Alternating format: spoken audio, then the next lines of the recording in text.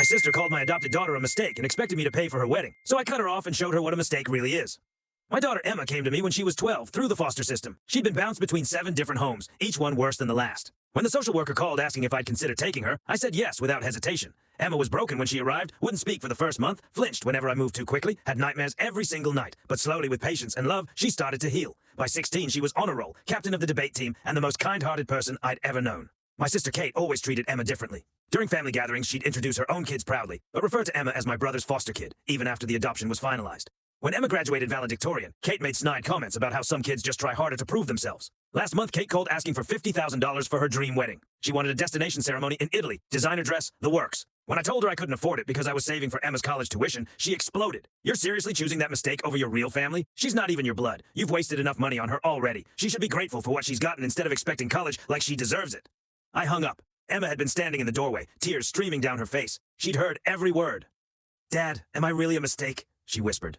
"Never," I told her, pulling her into a hug. "You're the best thing that ever happened to me." That weekend, I made a decision. I called a family meeting at my parents' house. Kate showed up expecting an apology and a check. Instead, I stood up in front of everyone and shared something I'd never told them. 23 years ago, Kate got pregnant in high school. She begged me to loan her money for an abortion because she was too scared to tell mom and dad. I gave her $2,000, my entire savings from my summer job. She made me promise never to tell anyone. Kate's face went white. Her fiancé stared at her in shock. I kept that secret for over 2 decades, but Kate, you called my daughter a mistake.